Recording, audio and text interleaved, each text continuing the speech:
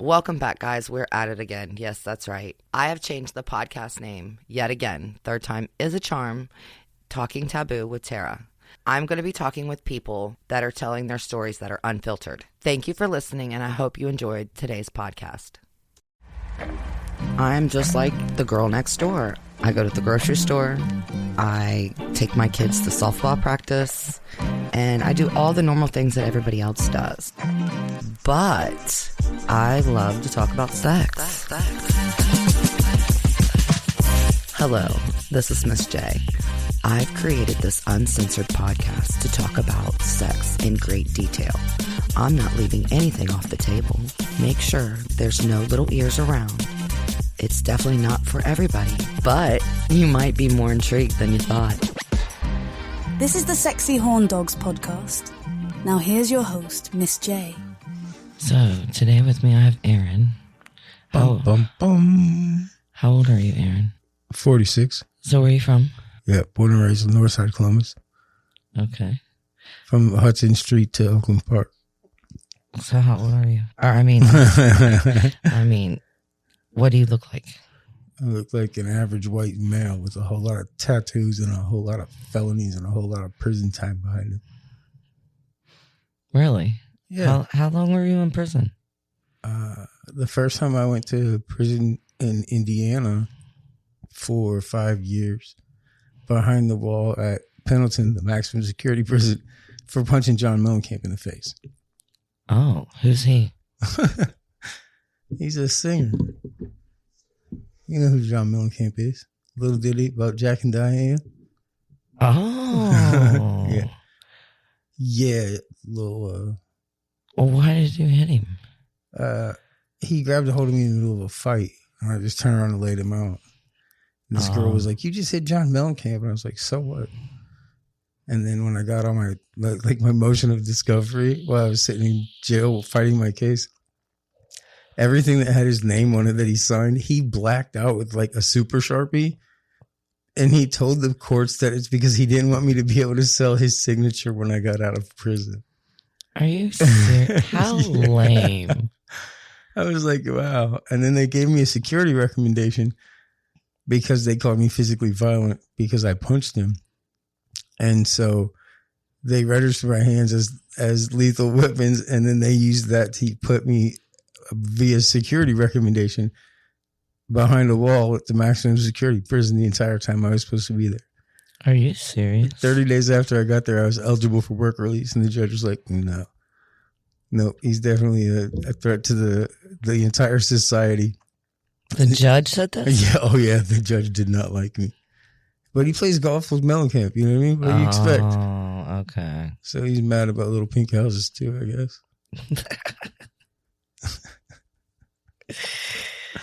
All right, so, and 5 years, Man, the whole listen, time? it was so weird too because like I'm in jail and these people are coming up to me and they're like from New York and shit and they're like, "Bro, we heard about it on the radio, like when you sock dude," and I'm like, "Oh man, this is not what you want to be known for."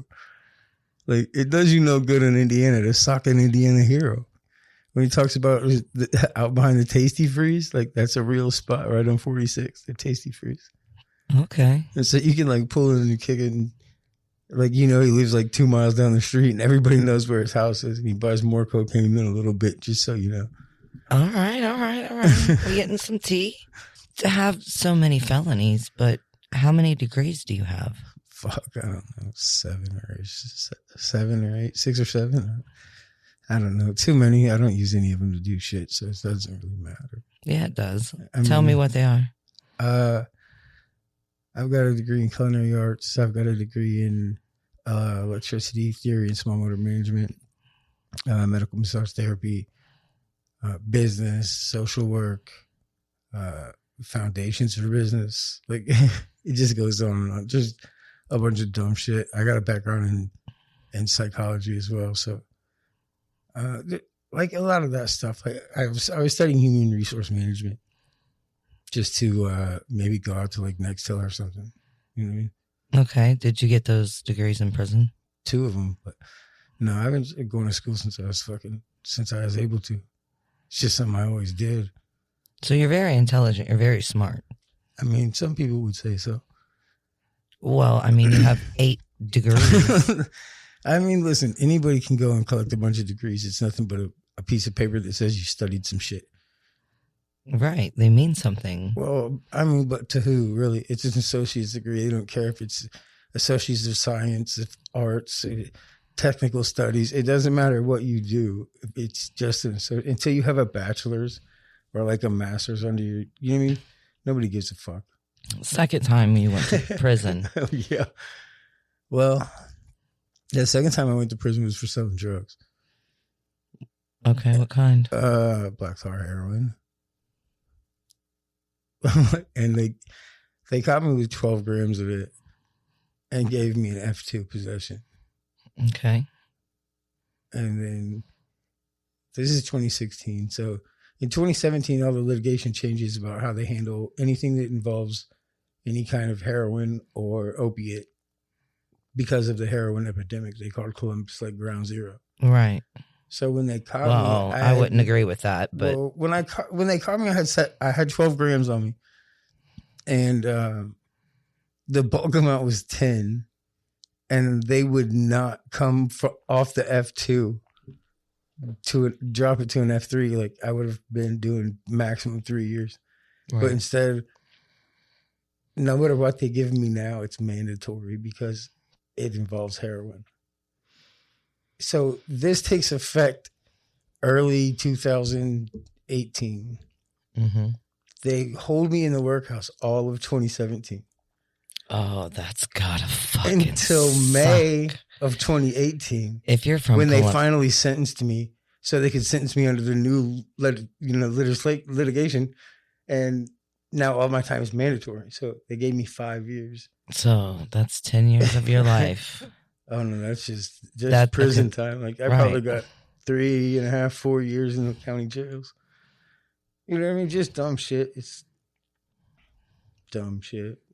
Like it's over now. So you moved on. You're doing great. You know what I mean? Like I'm kind of all right with it, but something's tragic happened to you recently.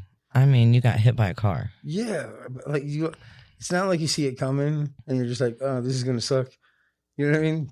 What were you doing down on 4th Street in Goodale? I was signing paperwork for my parole officer at the courthouse, and I was leaving on a Lime scooter. Yeah, I'm going home.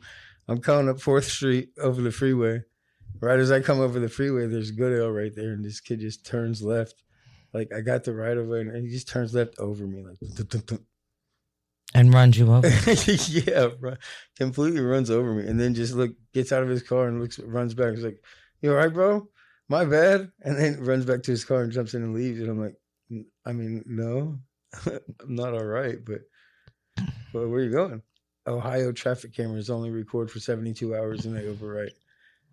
So for like the first 48 hours after this incident happened, all of Microsoft was down. So like all the camera systems, everything was down. So there's like absolutely no footage. All right. So today you introduced me to something new with THC in it. And I'll tell you what. Kool-Aid, motherfuckers. It rocks your world. It has 300 milligrams of THC in it. No fucking joke. I had 2 of them today. And it's water soluble, so it doesn't have to like filter through your liver before it just instantly just gets absorbed. So it's almost like smoking a body buzz. You know what I mean? Like, because it happens just nearly instantaneously. And it's nice. Yeah. It's definitely a different buzz, that's for sure. Nice. They're real nice. Yeah. You definitely feel high. Yeah. Yeah.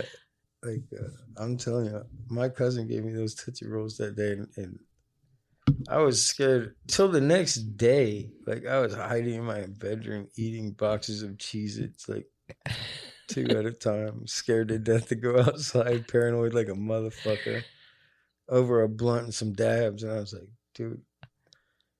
That's something else you introduced me to. Like, dude, this is crazy. And then my cousin's like, hey, you know, we haven't lit this bowl yet. I'm like, what? It's still green. I'm like, oh, dude, I'm done smoking that shit. Like, and it was all over like this little Tootsie Roll. We cut in half. And you kept passing the bowl back and forth for 20 minutes. Listen, I don't know how long we were handing the thing around, but nobody ever lit it. It was green when we were talking about we're done smoking it. And you just ate a Tootsie Roll. Nobody even smoked any weed. Nobody smoked nothing and didn't want to, bro. Like, nice. Oh man, I just remember. Yeah, it was. I mean, good times. Good people, good times. Right. Shout out to those guys who know that story, that were present for that. Man, I love you guys. It's crazy. All right. So there's something else you introduced me to today that I had never encountered with, which is wax, bitches. Yeah, wax. And I'm not talking about Brazilian in your butt crack whore. I'm talking about some shit that'll blow your face sideways. And I hit it in my bong a couple of times. I'm not gonna lie, I'm stoned. And fucking then I rolled up. Don't let her lie. I am stoned. It's 100% Japanese right now. Oh hush. I don't know why my eyes do that. Like, I have little eyes. Dude, anyway. The Asian cat in jail was like, and I don't smoke weed. I don't get high. He said, look at my eyes. I try to see. I have a hard enough time. I was like, this dude is wreck as fuck. And you know a lot about agriculture with weed, too. I know a lot about a lot. I know. It's weird. And I love that about you, because you're so intricate and so unique and so one of a kind. Yeah. So there's definitely only one of me. Yeah, you're definitely one of a kind. Yeah. And you know a lot about a lot. And that, I mean, it's great. Yeah, I just have weird knowledge. Like, growing up, they said I learned different, so. Yeah, but there's a difference between useless knowledge and educated knowledge. But I mean, even a lot of the educated knowledge I have is useless as fuck. Like, I can't even win free beer like at trivia contests in the bars. You're silly. I'm gonna miss the pro circuit. You know what I mean? I just don't think I got it in me.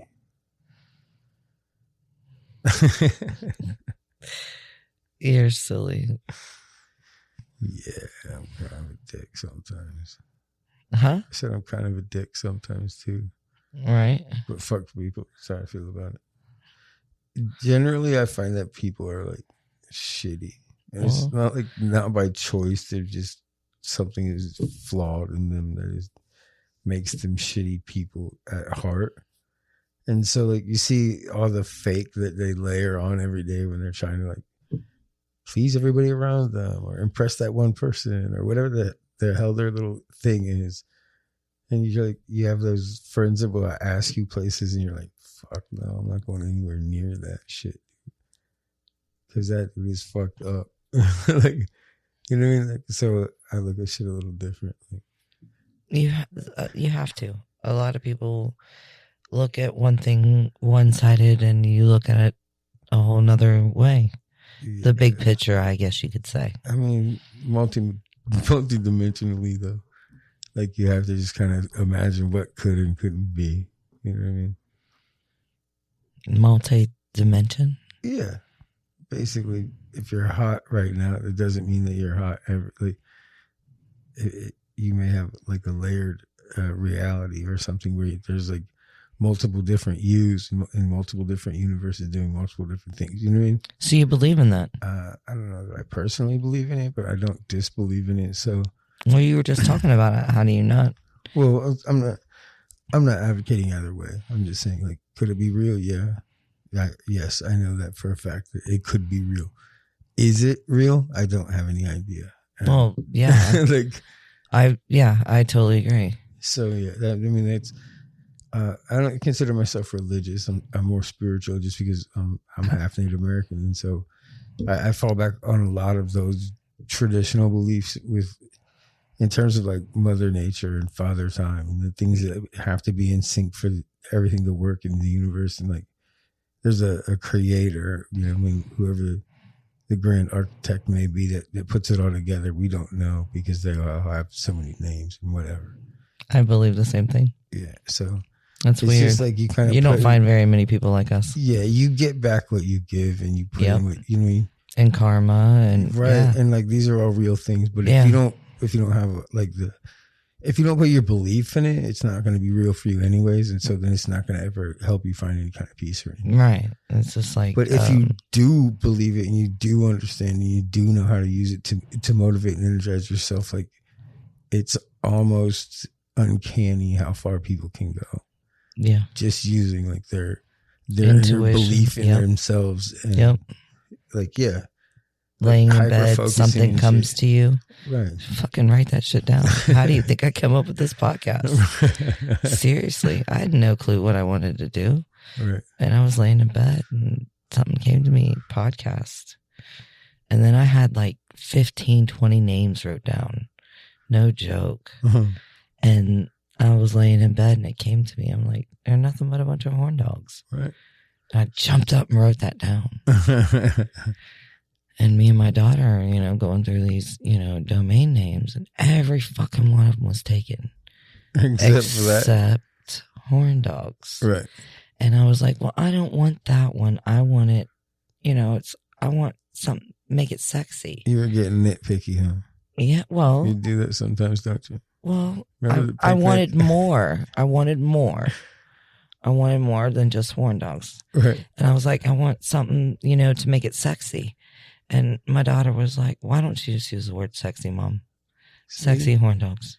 You never know. I was like, that's it. You never know where genius is going to strike. You know what I mean? Yeah. Sometimes ignorant people say brilliant shit. You know what I'm saying? Like, and that's just the truth of the matter. Like, sometimes they have just no clue in what they're saying. And so they just blurt some random ass shit out that just kind of falls you know what I mean? Somewhere in the realm of like, you can be like, maybe he was talking about the same thing. So you give him that kind of credit, but he wasn't really. So he never has anything brilliant to say again. He's just an idiot one day who accidentally stumbled up on some genius. Right. And it happens all the time. Like, well, yeah. Well, I mean, like even artists sit around and fuck around. Red Solo Cup.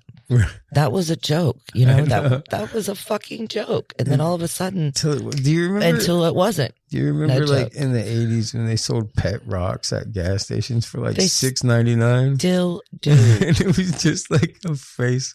Are you kidding me? I was just in fucking Tennessee. And I was like, these motherfuckers are taking free ass rocks. And painting them and writing hope and wish them for $6 and shit. $3.99 in Tennessee. Fucking genius.